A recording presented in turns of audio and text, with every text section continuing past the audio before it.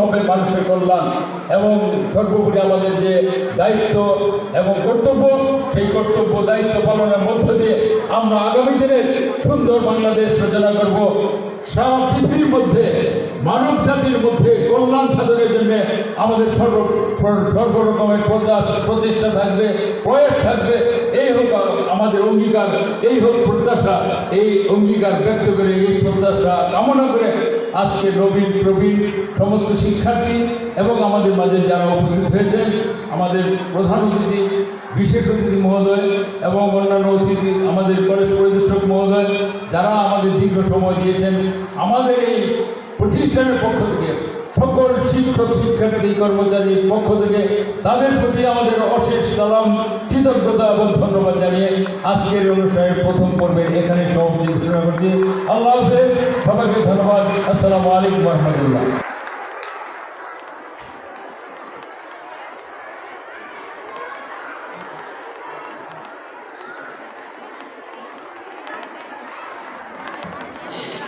ধন্যবাদ জনাব জিয়াউদ্দিন শাকির, অধ্যক্ষ মহোদয় প্রতিষ্ঠান।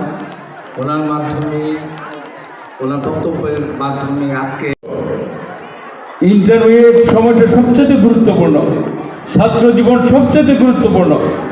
এই গুরুত্বপূর্ণ সময়ের মধ্যে আমি যদি গুণাবলী অর্জন করতে ব্যর্থ হই, তবে আমার জীবন হবে অন্ধকার।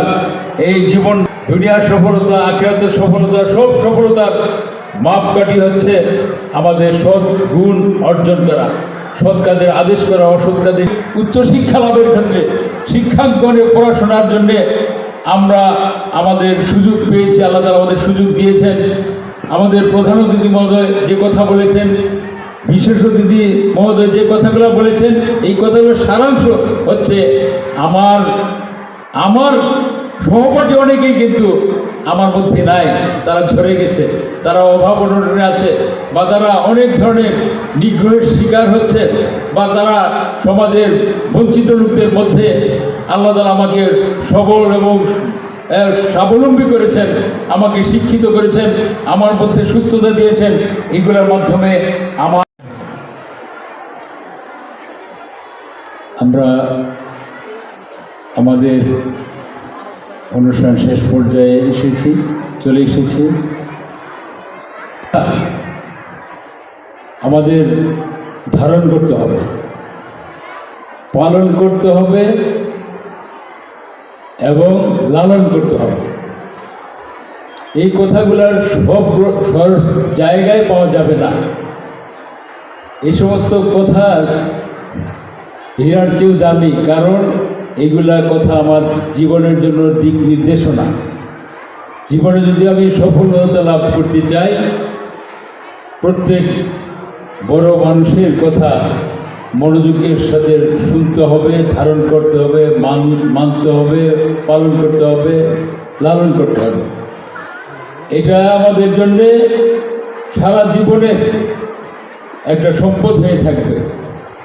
এজন্য আমরা যে কথাগুলা তারা বলেছেন, এই কথার সাথে আমরা আমাদের পরবর্তী জীবনে আমাদের কর্মক্ষেত্রে বাস্তবায়নের প্রতিজ্ঞাবদ্ধ হতে হবে। আমরা এই অনুষ্ঠানের মাধ্যমে বিশেষ করে আমাদের প্রধান অতিথি মহোদয়ের, বিশেষ অতিথি মহোদয়ের বক্তব্যের সারাংশ হচ্ছে, আমরা মানুষ হব, মানুষের মতো মানুষ হব। মানুষ হওয়ার জন্য কতগুলো গুণ অর্জন করার প্রয়োজন। এই গুণ সম্পন্ন মানুষ যদি আমি হতে পারি, তাহলে সেটা হবে আমার সফলতার সোপান, সিঁড়ি। আর এই সফলতার জন্যে প্রথম যে বিষয়টা হচ্ছে, যিনি আমাদের সৃষ্টি করেছেন তার প্রতি কৃতজ্ঞ হওয়া। সর্বক্ষেত্রে মহান আল্লাহ তাআলার প্রতি আমাদের সর্বক্ষণ কৃতজ্ঞ হওয়া দরকার। আল্লাহ নিজে বলেছেন, তারপরে পিতামাতার স্থান দিয়েছেন, পিতামাতাকেও আমাদের শ্রদ্ধা সম্মান করতে হবে। পিতামাতা অশিক্ষিত না শিক্ষিত, গ্রামের কি শহরের, উচ্চবিত্ত না নিম্নবিত্ত, আমার সব ক্ষেত্রে মনে রাখতে হবে পিতামাতা আমার যেমনই হোক যেখানেই হোক আমার জন্মদাতা জন্মদাত্রী তাদের সম্মান করতে হবে। পিতামাতার দিকে তাকালে এক কবুল হজের সব পাওয়া যায়। এটা আল্লাহ নিজে এই আমাদের এই উপহার দিয়েছেন, নিয়ামত দান করেছেন। যাদের পিতামাতা জীবিত আছে তাদের এই নিয়ামত থেকে লাভবান হওয়া দরকার। আর গরিব মানুষের প্রতি সহানুভূতি হওয়া, আত্মীয়তার সম্পর্ক রক্ষা করা, প্রতিবেশীর সাথে ভালো আচরণ করা, বিনয়ী ভদ্র মেজাজ নিজের মধ্যে আনা। বিনয়ী লোক বলা হয়েছে জান্নাতি, রুক্ষ কর্কশ ভাষা ব্যবহার করে সে হলো জাহান্নামী লোকের বৈশিষ্ট্য।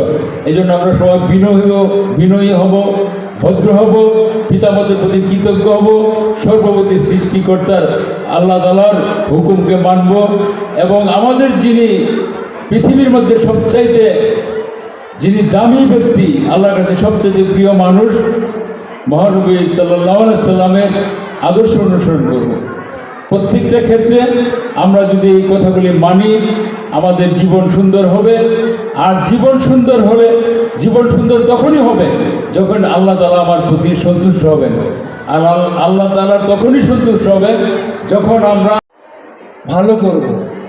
তোমরা সবাই ভালো করবে, কারণ তোমরা ময়মনসিংহ মহানগরীর সিটি কর্পোরেশনের চমৎকার একটা প্রতিষ্ঠানে অধ্যয়ন করছো।